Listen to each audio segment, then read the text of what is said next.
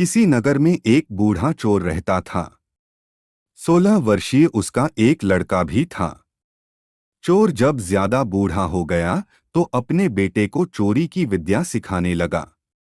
कुछ ही दिनों में वह लड़का चोरी विद्या में प्रवीण हो गया। दोनों बाप बेटा आराम से जीवन व्यतीत करने लगे। एक दिन चोर ने अपने बेटे से कहा, देखो बेटा, साधु संतों की बात कभी नहीं सुननी चाहिए।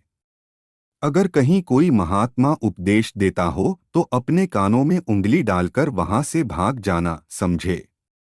हाँ बापू, समझ गया। एक दिन लड़के ने सोचा, क्यों न आज राजा के घर पर ही हाथ साफ कर दूं। ऐसा सोचकर उधर ही चल पड़ा। थोड़ी दूर जाने के बाद उसने देखा कि रास्ते में बगल में कुछ लोग एकत्र होकर खड़े हैं। उसने एक आते हुए व्यक्ति से पूछा, उस स्थान पर इतने लोग क्यों एकत्र हुए हैं? उस आदमी ने उत्तर दिया, वहां एक महात्मा उपदेश दे रहे हैं। यह सुनकर उसका माथा ठनका।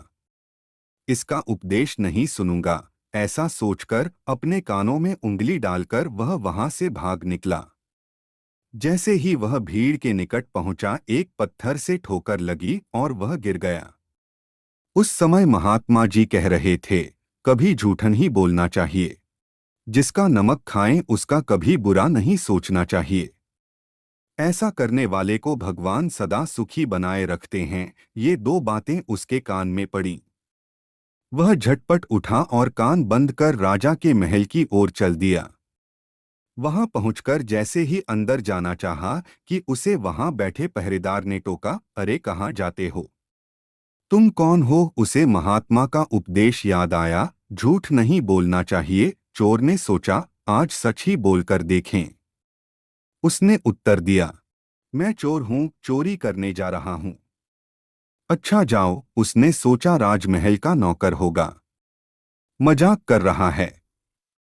चोर सच बोलकर राजमहल में प्रवेश कर गया। एक कमरे में घुसा। वहां ढेर सारा पैसा तथा जेवर देख उसका मन खुशी से भर गया।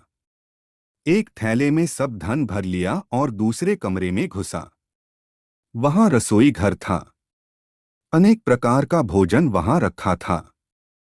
वह खाना खाने लगा। खाना खाने के बाद वह थैला उठाकर चलने लगा कि तभी फिर महात्मा का उपदेश याद आया, जिसका नमक खाओ उसका बुरा मत सोचो। उसने अपने मन में कहा, खाना खाया उसमें नमक भी था, इसका बुरा नहीं सोचना चाहिए। इतना सोचकर थैला वहीं रख वह वापस चल पड़ा। पहरेदार ने फिर पूछा, क्या हुआ, चोरी क्यों नहीं की? देखिए, जिसका नमक खाया है उसका बुरा नहीं सोचना चाहिए। मैंने राजा का नमक खाया है, इसलिए चोरी का माल नहीं लाया। वहीं रसोई घर में छोड़ आया। इतना कहकर वह वहां से चल पड़ा। उधर रसोइये ने शोर मचाया, पकड़ो पकड़ो, चोर भागा जा रहा है। पहरेदार ने चोर को पकड़कर दरबार में उपस्थित किया।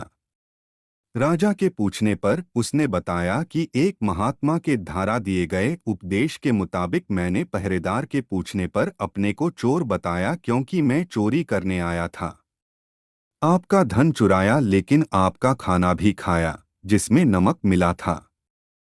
इसीलिए आपके प्रति बुरा व्यवहार नहीं किया और धन छोड़कर भागा। उसके उत्तर पर राजा बहुत खुश हुआ और उसे अपने दरबार में नौकरी दे दी। वह 2-4 दिन घर नहीं गया तो उसके बाप को चिंता हुई कि बेटा पकड़ लिया गया, लेकिन 4 दिन के बाद लड़का आया तो बाप अचंभित रह गया अपने बेटे को अच्छे वस्त्रों में देखकर।